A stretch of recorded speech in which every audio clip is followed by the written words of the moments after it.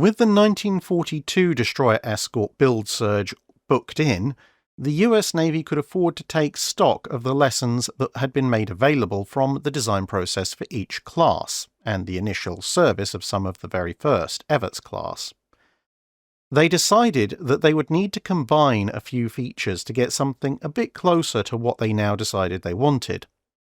The Buckley-class hull was once again selected as it proved to be relatively easy to build and also had just enough space to fit pretty much everything a destroyer escort needed. However,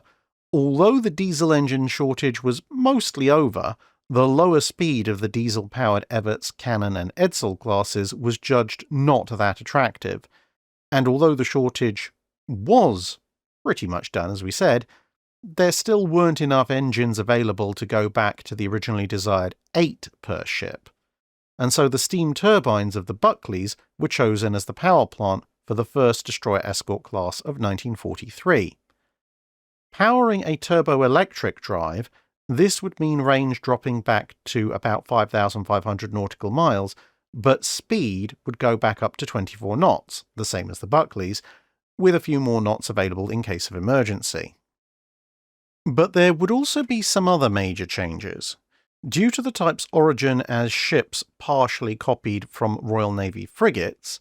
the 1942 designs had all possessed quite tall superstructures which allowed for a high-mounted open bridge in the British style. For the new class, the Rudderrows,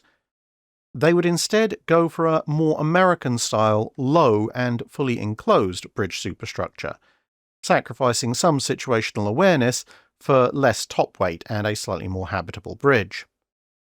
Also changed, apart from the general upgrades to radar and sonar that came with being built a little bit later on in the war, was the main armament.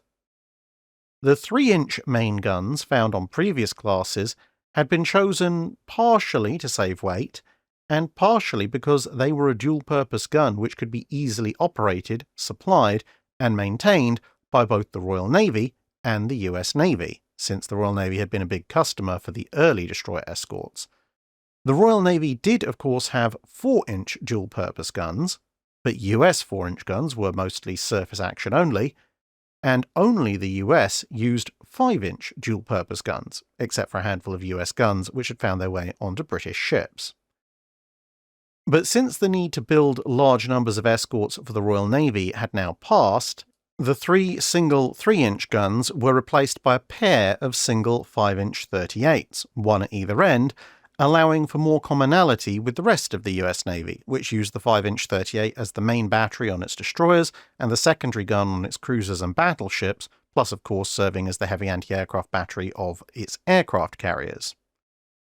Although individually heavier, the fact that there were only 2 5-inch mounts did free up some deck space, which allowed for more 40mm Bofors and 20mm Oerlikons to be installed, along with twin 40mm Bofors superfiring over the 5-inch guns on either end.